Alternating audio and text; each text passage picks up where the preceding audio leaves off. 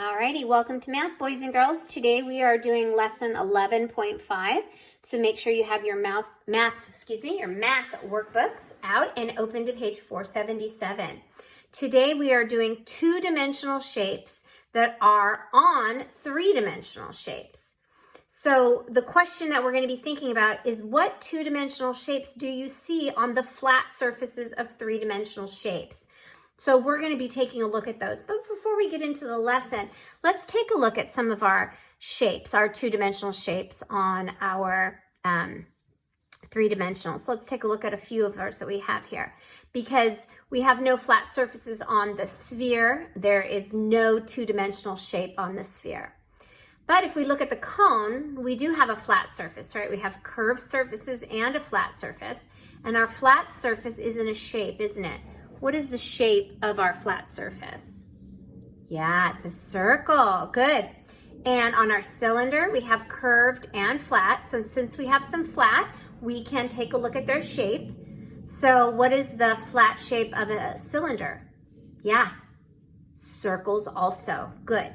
Okay, take a look at our rectangular prism. We have all flat shapes here. So we have lots of two-dimensional shapes. We have two shapes, right? Because these are all the same on this side, and these are the same on this side. So what shape is this? Yeah, it's a square. And what shape is this? A rectangle. Perfect. And how about the cube? All the shapes are the same, aren't they? What is that shape? Good job. It's a square. You're set. I don't even need to teach you this lesson. You've already got it. Let's go through it together though, okay? Here we go. Trace around the flat surfaces of the three-dimensional shape to find the two-dimensional shape. So what they've done is they've taken this rectangular prism and they've taken each side off of it and they've kind of pulled it up. Imagine that they've taken the rectangular prism apart. And so you can just trace over the different shapes that we already saw, right? We saw a square and we saw a rectangle and we saw it over and over again. Good. Okay. Now you're going to use three-dimensional shapes, trace around the flat surfaces, circle the shapes you draw. All right, we get to look at these actual shapes. So we have a cube here. What two-dimensional shapes do you see on the cube? 4 sides, 4 vertices, all sides are the same length. Excellent job. We see a square. How about on the cylinder? You have to only look at the flat sides. There it is. What shape do we see? Yeah, curved lines, no vertices, no sides. It's got to be a circle. Look at the rectangular prism. We have how many shapes? We have that one, which is a square. Good. And we have that one, which is a rectangle. Good job. Okay. Circle the objects you could trace to draw the shape. All right, so here we have a rectangle. Good. If we look at our juice box, do we see a rectangle? Yeah, it's not quite a square, is it? It kind of looks a little bit like a square, but we can see on the edges, can't we? It looks like a square in the front, but not on the sides. How about this? Yep, we see a rectangle on the edge right there, right? Good. How about these cylinders? Nope. All right, circles. Do you see a circle on the tuna can? Yeah, I do too, right up there. Do you see a circle on the cylinder? Yep, there and there. How about on the cone? Yep.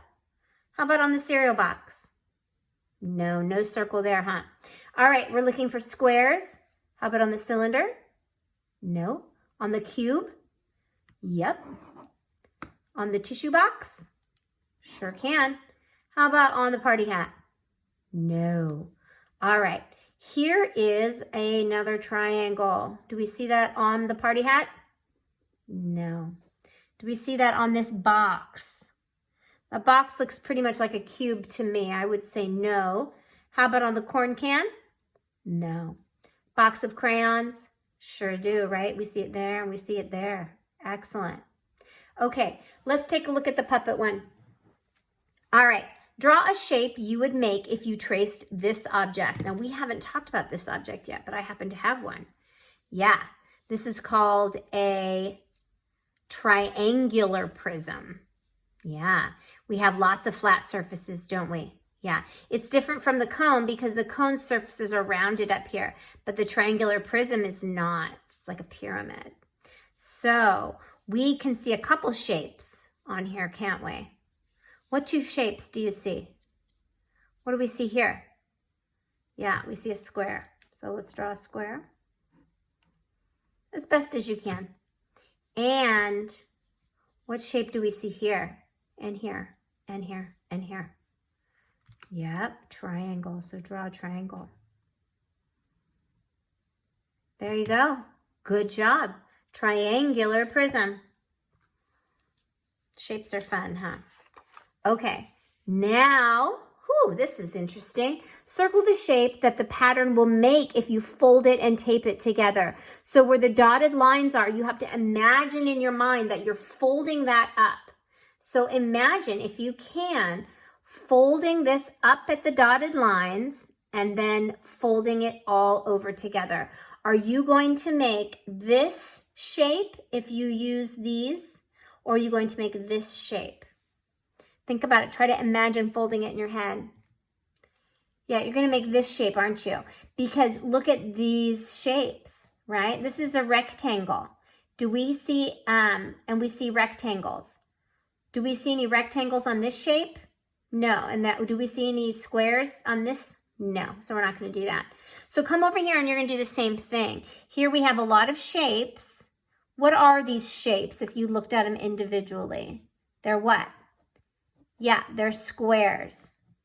So if you have a whole bunch of squares and you fold them all up, are you going to make a rectangular prism or a cube? Yeah, you're going to make a cube because you don't have any rectangles. You can't make a rectangular prism.